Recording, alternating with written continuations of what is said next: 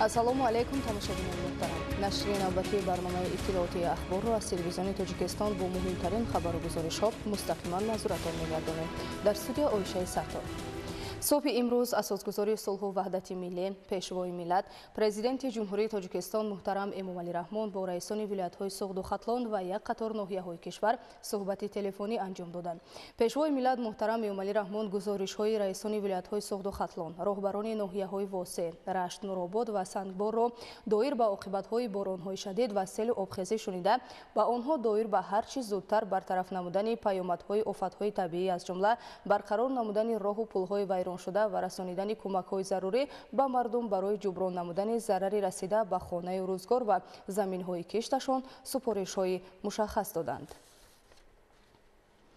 امروز رئیس مجلس نمایندگان مجلس عالی جمهوری تاجیکستان محمد طاهر زاکرزاده، نمایندگان حکومت مملکت و دستگاه اجرایی پرزیدنت جمهوری تاجیکستان به سفارت جمهوری اسلامی ایران در شهر دوشنبه تشریف آورده به راهبریت و مردم شریف این کشور دوست و برادر در رابطه با درگذشت فاجعه‌بار رئیس جمهوری اسلامی ایران سعید ابراهیم رئیسی و هیئت همراهانش در حادثه سقوط چرخبال اظهار تسلیت و همدردی نمودند. تاکید کرده شد که خبر فاجعه‌ای درگذشت رئیس جمهوری اسلامی ایران سعید ابراهیم رئیسی و همراهانش بر اثر سقوط چرخبال باعث اندوه عمیق راهبریت و تمام مردم تاجیکستان گردیده است. سهم و کوشش‌های سعید ابراهیم رئیسی در گسترش رابطه‌های دوستانه تاجیکستان و ایران و همکاری در مسائل منطقوی و بین المللی بزرگ ارزیابی کرده شد. تاکید گردید که مردم و حکومت جمهوری تاجیکستان در این لحظه‌های غم‌انگیز غمشریک این کشور دوست و برادر و مردم آن بوده. با نزدیکان و پیوندان فوتیدگان همدردی عمیق اظهار می‌دارد. گروه کاری حکومت جمهوری تاجیکستان از حساب نمایندگان وزارت و اداره‌ها جهت رفع عاقبت‌های آفت طبیعی و رسانیدن کمک به اهالی آسیب دیده از محل‌های ضرر دیده ناحیه‌های منطقه رشت دیدن کرده با اهالی صحبت نمودند. گزارش دیگولی محمود. بر اثر بارشات باران روزهای آخر به خودجگی خلق ناحیه‌های منطقه رشت از جمله راه‌های اتومبیلگرد، پل‌های ماشینگذر، خانه‌های استقامتی، میدان باغات و کشت زراعت‌های کشاورزی، یک قطار دهاتیان آفت طبیعی خسارات زیادی رسانید. در کیلومتر 98 محله 400 بر اثر بلند شدن مجرای دریای وخش پل پیاده گذر با درازی 140 متر کنده شده. رفت و آمد ساکنان یک قطار دهاتی کوهستان و شارع اتومبیلگرد بین المللی پورا قطع گردید. حرکت نقلیات در شارع اتومبیلگرد بین المللی شروع از درآمدگاه دهه علی گلبان ناحیه نورآباد تا سرحد جمهوری قرقیزستان اساساً قطع دریای وخش و سرخاب صورت میگیرد که مسافه آن قریب 300 کیلومتر را تشکیل میدهد.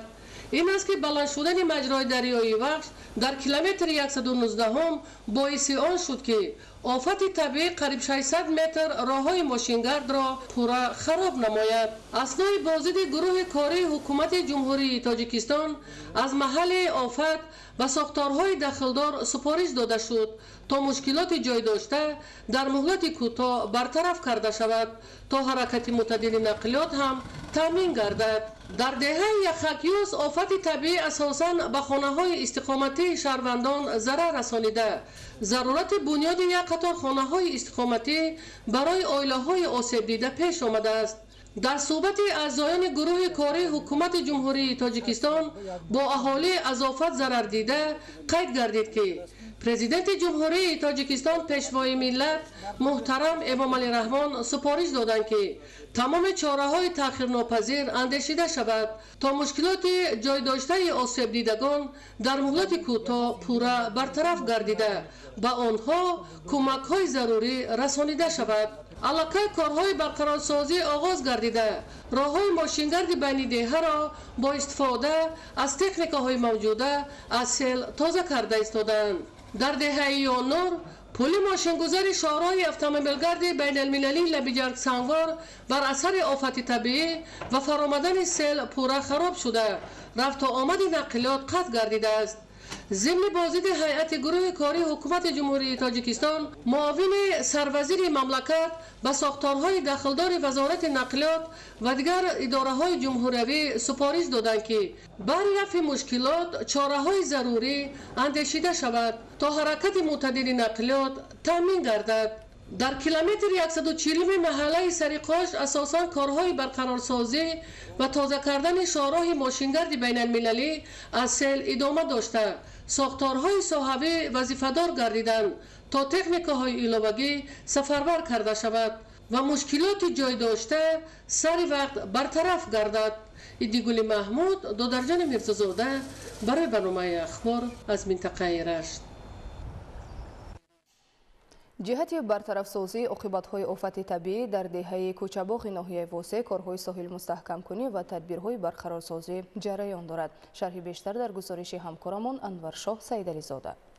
نیمه دوم روز 18 می سال روان بر اثر بارشات زیادی باران‌های پی در پی سطح آب دریای یاخسو یک بار بلند گردیده ساحل دریا را رخنه کرد که در نتیجه به منزل‌های استقامتی ساکنان دهه کوچه‌باغ جماعت دهات خدایا رجب و ناحیه واسه خسارات کلان رسانید. ضمن رخ دادن حادثه ناخوش طبیعی ساکنان توانستند منزل‌های استقامتی خود را ترک نمایند و خوشبختانه یگان تلفات جانی به قید گرفته نشده است. گفته می شود که آفت طبیعی در این موضع رخ داده از بارشات باران‌های در تل و تپه‌های ناحیه‌های مومن‌آباد و خوالین که به دریای یاخسو می‌گذرند به عمل آمد. باید یادآور شد که یک ماه قبل از رخ دادن این حادثه طبیعی از جانب کارمندان متخصصان شعبه کمیته حالت‌های فوق‌العاده اداره دولتی بهداشت زمین و آبیاری اینچنین دیگر کارمندان و مسئولان ناحیه با استفاده از تکنیک‌های پراقتدار در این موضع کارهای پیشگیری کننده به طور شبانه روزی به راه مانده شده بود و این تدبیر حال نیز با مرام ادامه دارد. باید گفت که همساله در موسم بارانگری‌ها سطح آب دریای یاخسو بلند گردیده ساحل‌ها را رخنه می‌نماید که در نتیجه به خواجگی خلق خسارات زیاد می‌رساند. معین گردیده است که عین زمان در ناحیه 27 موضع آسیب‌پذیر موجودند که پیوسته تعمیر و برقرارسازی و پیشگیری کنی آنها از چنین پیامدهای منفی انجام داده می شود. بر اثر بارشات باران‌های پرشدت روز 18 آمدن سیل و شستشوی ساحل دریای یاخسو زیاده از 60 خانه آب و لایقه در آمد. عین زمان با مقامات‌های دخلدار، ساختارهای دخلدار، کارهای پیشگیری کننده، کارهای برطرف کننده رفته ایستاده است. چخیلی که شما دیده ایستاده اید. با دستگیری حکومت ولایت ختلان، حکومت ناحیه واسه و کمیته حالت‌های فوق‌العاده و مدافع گردنی نزد حکومت جمهوری تاجیکستان کارها در این سمت ادامه دارد. عین زمان از جانب کمیسیون ناحیوی مبلغ ضرر معین کرده شده ایستاده است. عین زمان در کارهای برطرف کنی یگان مشکلات نیست. از جانب کمیته حالت‌های فوق‌العاده و مدافع گردنی نزد حکومت جمهوری تاجیکستان 3 تن سوزشواری دیزلی تامین کرده شده است. از جانب مقامات‌ها و خدمات‌های مدافع گردنی تکنیک و تجهیزات دسترس کرده شده است. ما حرکت میکنیم که در روزهای نزدیک برطرف کنی عاقبت‌های حالت‌های فوق‌العاده را به انجام رسانیم. جهت برطرف‌سازی این حادثه دهشتبار طبیعی در دهه کوچه‌باغ ناحیه واسه ستاد مخصوص تشکیل و کمیسیه تأسیس داده شد. از جانب اعضای کمیسیه تأسیس یافته منزل‌های استقامتی و انشاءات یاریرسانی خراب گردیده ساکنان معین کرده شد. آفت طبیعی که سنه 18 می در دهه کوچه‌باغ ناحیه واسه به عمل آمد به 4 منزل استقامتی و 19 انشاءات یاریرسان آسیب رسانید که از اینها 3 منزل استقامتی قسماً، 1 منزل استقامتی و 19 انشاءات یاریرسان پورا خراب گردیدند که مجموعاً 61 انشاءات را در بر میگیرد. در این برابر راه‌های ماشین‌گذار با او زمین‌های کشتی ساکنان این موضع آسیب دیده تگئه ماندند که به اهالی این روستا ضرر اقتصادی رسانید. در این موضع به خاطر پیشگیری از همه گونه بیماری‌های سرایتی همزمان کارهای بی‌ضررگردانی نیز از جانب متخصصان انجام داده شد. بهر نظارت دائمی و به تنظیم درآوردن مجروی دریاها با مقصد پیشگیری نمودن خوف سیل و آبخیزی‌ها و برطرف‌سازی سایه‌های خراب گردیده از جانب مسئولین اداره‌های دخلدار کارهای ساحل مستحکم کنی و تازه نمودن سایه‌ها انجام داده می‌شوند. انور شاه سیدعلی زاده، سید حامد شریف، عالمی میرزا، ناحیه واسه، اخبار. ادامه برنامه اخبار. تعمیر و از نوسازی ورزشگاه مرکزی شهر خوروغ ماه سپتامبر سال 2023 آغاز گردیده. الکی در اطراف آن میدانچه‌های ورزشی برای بازی بسکتبال و والیبال و تنیس به استفاده داده شدند. در اساس نقشه ورزشگاه مرکزی در مهلت پیش بینی شده با مؤثرترین شرایط و امکانات مورد بهره برداری قرار داده می شود. تفصیلات بیشتر در گزارش ماهیره طاهر. در مرحله نوی رشد بدخشان کارهای بنیادی سرعت و صفت تازه را کسب نموده. در برابر انشاءات تعینات اقتصادی در شهر خوروغ از نوسازی ورزشگاه مرکزی شهر ادامه داشته با انجام کارهای بنیادی شرایط برگزاری چهاربینی‌های ورزشی از نمودهای دویدن، بسکتبال و والیبال، تنیس و نمود یکمی ورزش در جهان فوتبال کاملا مساعد می‌گردد. امروزها کارهای بنیادی از جانب متخصصان جمعیت دارای مسئولیت محدود مراسا اکو پیش برده شده. مواد مخصوص پوشش صنعی با تمام واسطه‌های دیگر مربوط به آن از پایتخت مملکت انتقال یافته ساختمانچیان به پوشاندن میدان فوتبال مشغولند. درازی میدان فوتبال 90 متر و 50 سانتی متر را در بر گرفته پهنای آن باشد به 62 متر برابر می باشد. لازم به یادآوری است که متخصصان جمعیت دارای مسئولیت محدود مراسا اکو کارهای از نوسازی را در این انشاءات برای ورزشگران ولایت مهم ماه سپتامبر سال سپری آغاز نموده. الکی انشاءات برای برگزاری مسابقه ها از روی نمود دویدن، والیبال و بسکتبال مورد بهره برداری قرار داده شدند. 10 روز شد تدوین ورزشی شهر خوروغ کار فعالیت کرده ساختمان دهم داده شده است. سال 2023 در میدان ورزشی شهر خوروغ کار فعالیت داریم. الحال رزینکای مقصد بسکتبال و والیبال به انجام رسیده است. زیاده از 10 روز می شود که امسال ما علف صنعی را به انجام رسانده ایستاده ایم. 25 می سال 2024 در تمام جهان روزی بین المللی فوتبال جشن گرفته می شود.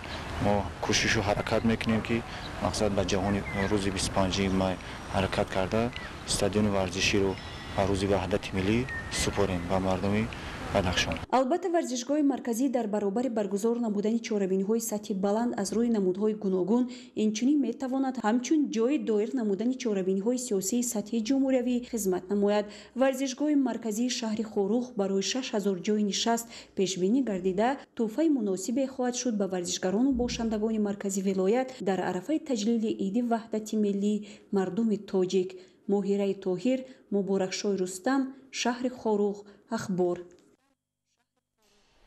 با مقصد شناسایی از کارهای خوجگیداری و جریان کشت محصولات کشاورزی، گروه کاری حکومت جمهوری تاجیکستان از خوجگی دهقانی بابای ناصر واقع در جماعت 50 سالگی استقلال ناحیه عبدالرحمن جامی دیدن نمودند. گزارش سمندر شایف و اسکندری سعید در این خصوص.